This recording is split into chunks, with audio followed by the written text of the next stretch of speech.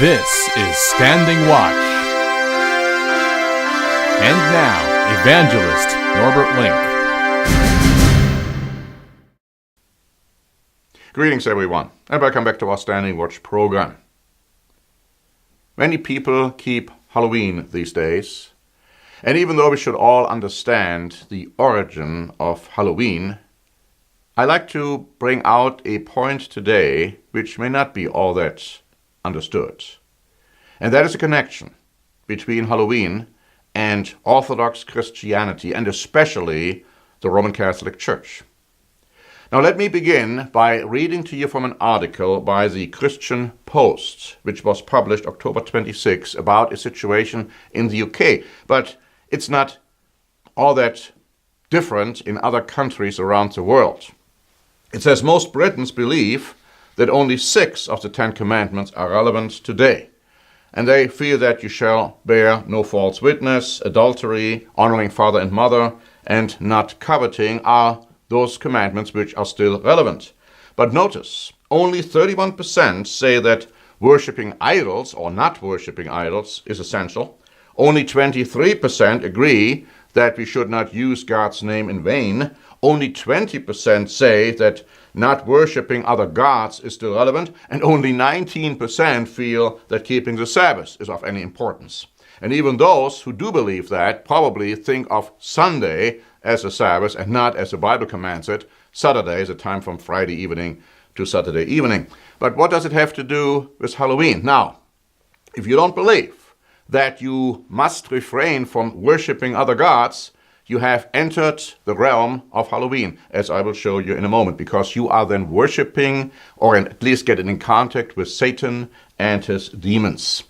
Now, when it comes to the Catholic Church, an article was published by The Guardian on October 26 saying this: Pope Francis is one of the most hated men in the world today. Within the Church, the Catholic Church, Francis has provoked a ferocious backlash from conservatives who fear that his spirit will divide the Church and could even shatter it. This summer, one prominent English priest said, "We cannot wait for him to die." Francis, the first non-European pope in modern times, and the first ever Jesuit pope, was elected as an outsider to the Vatican establishment and expected to make enemies. But no one foresaw just how many he would make. Almost a quarter of the College of Cardinals believe that the Pope is flirting with heresy. And then the article goes on to say that doctrine holds that the Pope cannot be wrong when he speaks on the central questions of faith. So if he is wrong, he can't be the Pope. On the other hand, if the Pope is right, all his predecessors must have been wrong. And that brings me now to the question of Halloween. First of all, if what we have just been reading is an accurate statement as to the state of affairs, then what do Catholics believe? Whom do they believe? And what doctrines do they embrace?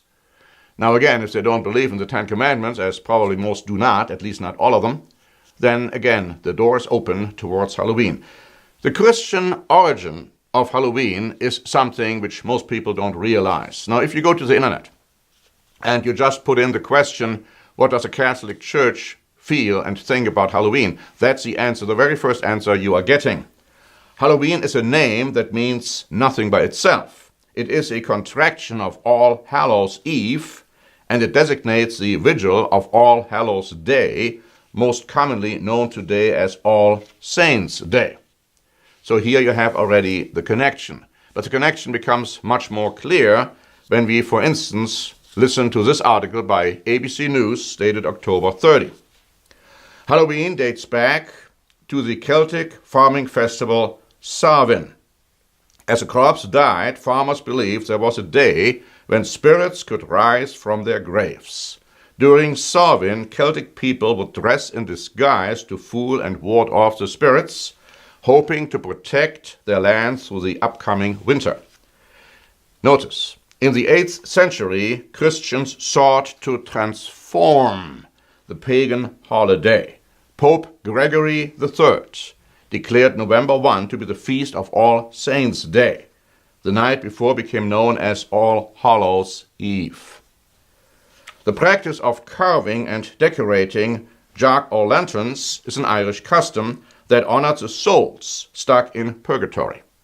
Legend has it that stingy Jack roamed the earth, unable to enter heaven or hell, with only a piece of burning coal in a carved-out turnip to light his way. Since pumpkins are easier to carve than turnips, this ritual adapted into jack-o'-lanterns as All Hallows Eve celebrations took shape in America. You don't see the connection yet between Halloween and Catholic holidays, Christian quote-unquote holidays? The article goes on to say, today Halloween has grown into a nationally recognized festival. Over 179 million Americans plan to partake in festivities in 2017. The top children's costume is an action hero or superhero, while adults are most likely to choose a witch. Yes, a witch. And then we have this article by The Telegraph, dated October 30. Gales believe that it was a time when the walls between our world and the next became thin, allowing spirits to pass through, come back to live on the day, and damage their crops. Places were set at the dinner table to appease and welcome the spirits. Gales would also offer food and drink and light bonfires to ward off the evil spirits. Many dressed up as souls of the dead and were understood to be protecting themselves from the spirits by impersonating them. Celts dressed up in white with blackened faces during the festival of Samhain to trick the evil spirits that they believed would be roaming the earth before All Saints' Day on November the 1st. By the 11th century, this had been adopted by the church into a tradition calling souling, which is seen as being the origin of trick-or-treating. Children go door to door, asking for soul cakes in exchange for praying for the souls of friends and relatives. They went dressed up as angels, demons, or saints. The soul cakes were sweet, with a cross marked on top, and when eaten, they represented a soul being freed from purgatory. In Germany, people hide their knives to make sure none of the returning spirits are harmed or seek to harm them. There's much more which could be said about it, but I believe it is sufficient to show you that there is absolutely nothing Christian about this Satanic festival. And to put a Christian mantle on something which is blatantly demonical is ridiculous. It's absolutely ridiculous. Even the attempts by the Catholic Church to make it Christian, quote unquote, are all based on unbiblical superstition. For instance, souls are stuck in purgatory. And they're also based on pagan beliefs, wearing terrible costumes to ward off evil spirits, or spirits of the dead come back to life. Did you know, my friends, that no human being who has died is alive today? Neither in heaven, nor in hell, nor in purgatory, nor in limbo. The only person who has ever come back from the dead as an immortal spirit being was Jesus Christ. So the whole concept is just blatantly pagan to the core. It's a demonical perversion. And for anyone to participate in Halloween, he is becoming a victim of the demonic world. And God is extremely angry about this. And that is one of the reasons why God has decreed that very soon Jesus Christ will return to put an end to this madness.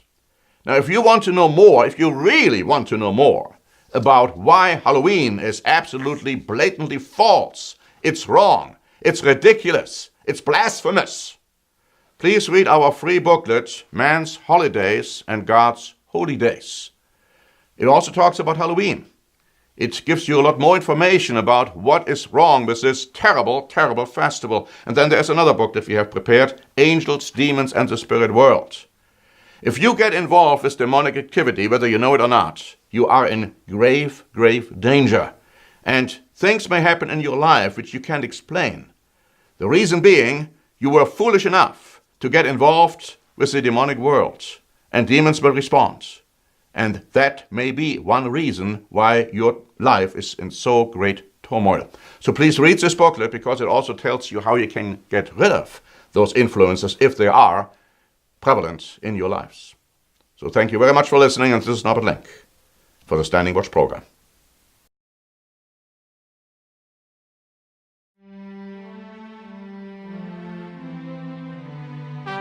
Standing Watch is a presentation by The Church of the Eternal God, P.O. Box 270519, San Diego, California 92198. More information is also available at our website, eternalgod.org.